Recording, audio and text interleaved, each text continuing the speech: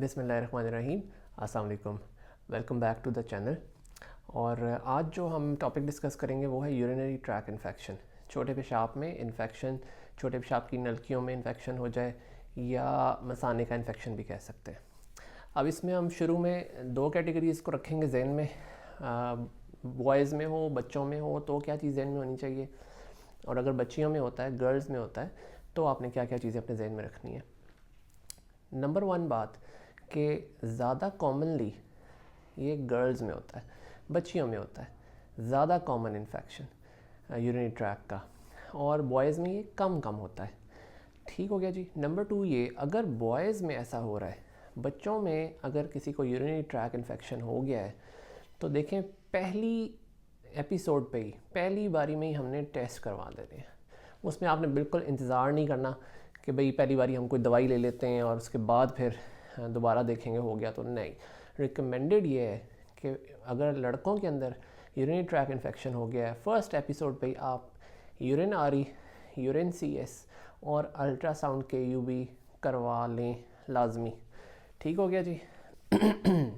फिर हम आते हैं लड़कियों के ऊपर कि अगर गर्ल्स को, बच्चियों में ऐसा हुआ है तो वो क्योंकि पहले मैंने बताया क्योंकि कॉमनली होता रहता है इन्फेक्शन, तो उसमें फौरी बहुत बड़े बड़े टेस्ट कराने की ज़रूरत नहीं होती अमूमन। याद रहे कि हम कॉमन चीज़ों के बारे में डिस्कस कर रहे हैं। तो उसमें सबसे पहला अगर ये कंप्लेन आती है, चाहे वो बच्चों में हो चाहे वो बच्चियों में हो, यूरिनरी ट्रैक इन्फेक्शन बहुत हाई ग्रेड फीवर करता है, बुखार बहुत तेज़ होता है उसमें। उसकी एग्जांपल किताबों में लिखी है, मलेरिया की तरह बुखार चढ़ता है। अगर इन्फेक्शन ज़्यादा हो रहा है तो बुखार बिल्कुल मलेरिया की तरह चढ़ेगा, उसमें कपकपाहट भी आएगी, ठंड भी लगेगी, और 102 103 बुखार हो सकता है। इवन इन्फेंट्स में यूरिनरी ट्रैक इन्फेक्शन हो सकता है, जो बिल्कुल छोटे बेबीज़ होते हैं 1 साल से छोटे, उनमें भी हो सकता है, और वो भी प्रेजेंट बहुत हाई ग्रेड फीवर के साथ करते हैं। नंबर वन अलामत ये होती है। नंबर टू, ऑफ कोर्स क्योंकि छोटे पेशाब में इन्फेक्शन हो रहा है तो छोटे पेशाब में अर्जेंसी आ सकती है, उनको बार बार आ सकता है और दर्द कर सकता है, जलन हो सकती है।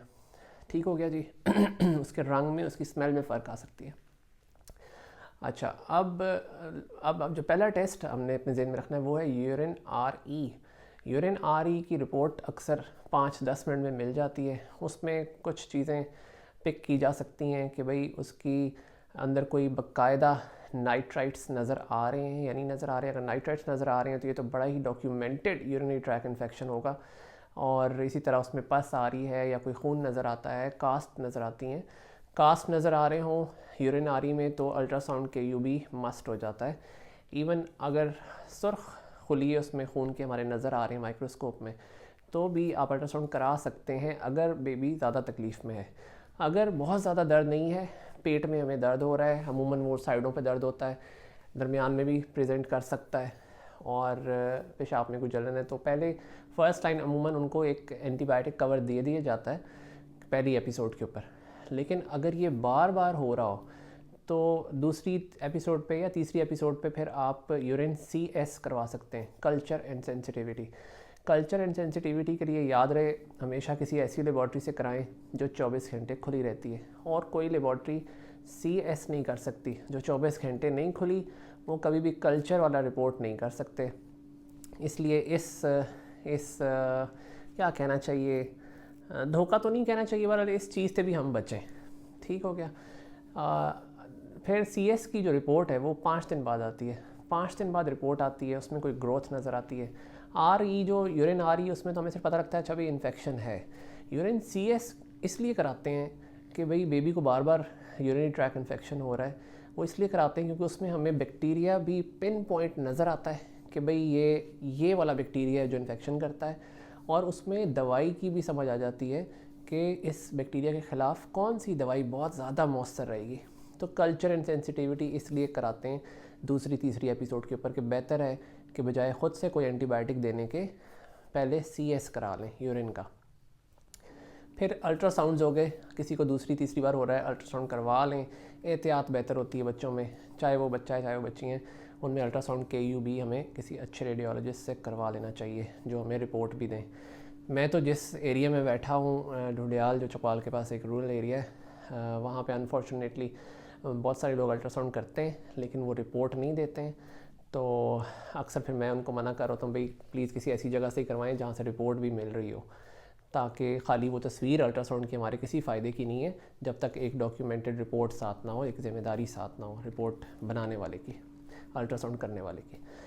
ठीक हो गया जी। अच्छा अब बच्चियों में जो जैसे बच्चों में हो रहा, तो मैंने आपको कैच बताया कि उसमें इंपॉर्टेंट बात ये है कि पहली बारी पे आपने टेस्ट करवाना है, अल्ट्रासाउंड कराना है, KUB। बच्चियों में जब ये हो रहा होता है तो किताबों में लिखा है कि भाई जब बच्चियाँ ख़ुद वॉशरूम जाना स्टार्ट होती हैं, ये एज होती है इनको ज़्यादा इन्फेक्शन होने की।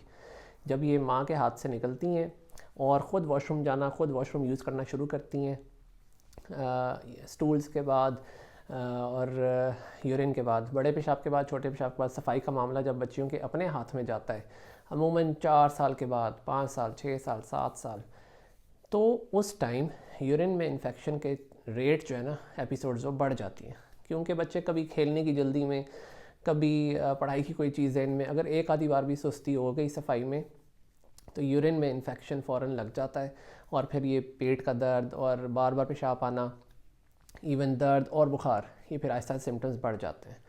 तो अब बच्चियों में फिर हमेशा पहली एपिसोड पे मैं पेरेंट्स को समझाता हूँ कि भाई देखें, आपने सफाई के मामले को ऑफ एंड ऑन ख़ुद चेक करते रहना है, ठीक हो गया, ताकि ये चीज़ हमसे गलती ना हो रही हो कि हम अपनी हाइजीन में कोई गलती कर जाते हैं छोटी मोटी, जिसकी वजह से यूरिनरी ट्रैक्ट इन्फेक्शन, सबसे कॉमन वजह ये होती है। ठीक हो गया जी।